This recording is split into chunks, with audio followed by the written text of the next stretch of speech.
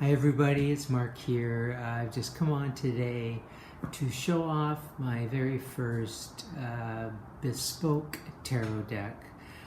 A tarot deck that, I customized to what I wanted it to be. Actually, I engaged a friend to do it for me. I'm a clumsy left-hander who does not wield scissors well.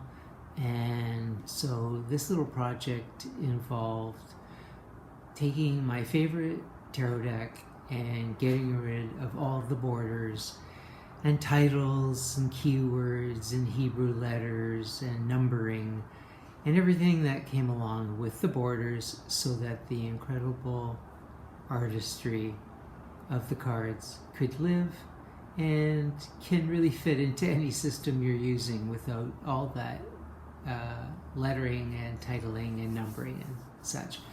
Of course, I'm talking about the Thoth Tarot, my current favorite of the tarot systems. This is my mid-sized tarot deck, and I have a small one that I throw in my bag to go with me, and I have a large one which is completely unshuffleable, but it's great for the detail that you can see in the card because of its size. It's large, and but I don't use it, and I wasn't using it, and it kind of sat on my shelf for 6 years. I tend to use this mid-size one, so I gave it a little bit of thought, and I just thought, what if this is the mid-size? What if we got rid of all of this border on the large size, and then it would be handleable and shuffleable, and you would have the bonus of none of the numbering and words to distract. You would just have the image. This is what I was looking for. But again, I'm not the person to do this project. So I did ask a friend of mine, Karen. She's a fellow tarot reader. I've known her for, I think, about 6-7 years now. We get together on a regular basis, and in a little group we read cards for each other. And I happen to know that she's very good at deck modification, getting rid of borders and then edging the deck in a color.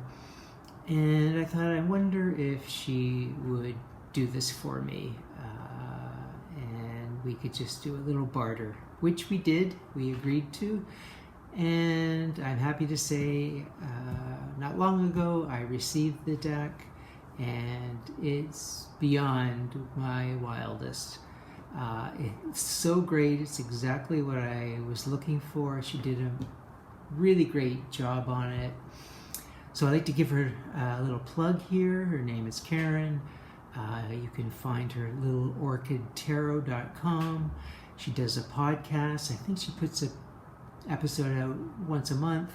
She's right now going through all of the 78 cards and discussing in detail what they mean and how they work in various situations, work, love, etc. And that's called the Real World Podcast, Real World Tarot Podcast. So there's the information for you. She's a wonderful tarot reader. She's kind, she's sincere, and very grounded, which I think is important. So you might want to look into her more and see what she has to offer. Anyway, all of that is to say, I want to show off the new deck. I keep it in this bag because it would just rattle around in its original large box. And by the way, that is this box right here. So this is the deck I'm using. This is the mid-size. This is the deck I'm using that has been modified to my specifications. So I think you can see right away this fool. He's jumping into space. He's begging to be released from these borders, and voila, here he is. And you can really see now that he's just coming feet forward at you in the image, and it's just so great just to have an image this size so you can see all the details. The Fool card is a card that has more details, I think, than any other card other than the Lovers. So that's great. The other great bonus, I'll show you a couple more cards, is, yeah, you might be able to guess this is the Death card, but if you're reading for someone, maybe you don't need to bring it home by having the word death right on the card in front of them. You know, same with something like disturbing like the devil. Here we get rid of that, although it really brings forward the phallic image without the border, so that could be problematic for some people. The other great thing is, you know, the old debate about is justice 8 or 11, or is it adjustment as it says here?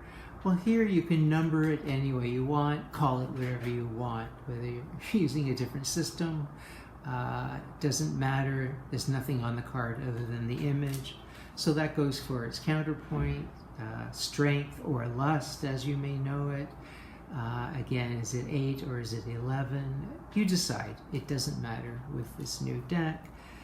The court cards really come to life because, you know, they are depicting figures. With Thoth, there's not figures, human figures or human-ish figures on every card. So here you really get the energy of the card coming at you. One thing I would like your opinion on, because I think this is something that is going on, that I'd like to know if what I'm seeing is actually what I'm seeing. So here's like the World card. So focus on the circular aspect of the card. Doesn't the borderless version look rounder in its circle? This is made into more of an oval, slight oval, the green space, and here it feels quite circular. Now, I went over the cards very, very closely, and Karen did such a great job. You lose like no detail whatsoever. So, you know, the card ends on the image exactly where it ends here. She had to clip a little bit to round the corners, but it's nothing that you would notice. But in terms of top, sides, and bottom, everything is there. But it seems to me that when they went to the smaller sizes, they squeezed the image. Again, nothing is missing, everything is there, but technically they've just squeezed it a bit. This one feels like it's more of a golden ratio vibe. It's getting to squarish, and this one remains less square and more rectangular. So I'll show you another one. So here's a very round 4 of Wands, and here, is it just a little squeezed on the sides? Or am I imagining that because of the borders are making me think that way? Here's another circle for you to examine. Here's the Ace of Pentacles, really gorgeous without the borders. It looks like you're in Earth. Not Earth captured in a terrarium. And maybe just one more. I don't know, it just seems to be wider here in this area. I'd love to know your thoughts, but in any case, that's my new borderless Thoth Tarot, and I just love it. Another bonus is that the cards really easily interact with each other and can create a story, whilst the RWS decks are more storytelling decks. Taking away the borders really helps to create a storytelling vibe in this deck as well. And one more lucky bonus is that, so here's the backs of my mid. So we get rid of that white bordering, and of course there's no copyright, and we don't lose any of the rosy cross. So I love that. I had the cards, she gave me my choice, how what color I wanted to edge the cards in. Originally I was going to do them in a kind of green as a nod to the vintage greeny borders of the old Thoth, but then I thought that's going to be too overwhelming, so I just went with a lovely sandy stone colored brownish to sort of blend very nicely with the backs, the tan color on the back. So that's it. That's my bespoke deck. I love it. I use it all the time, and I hope you enjoyed that video. See you next time.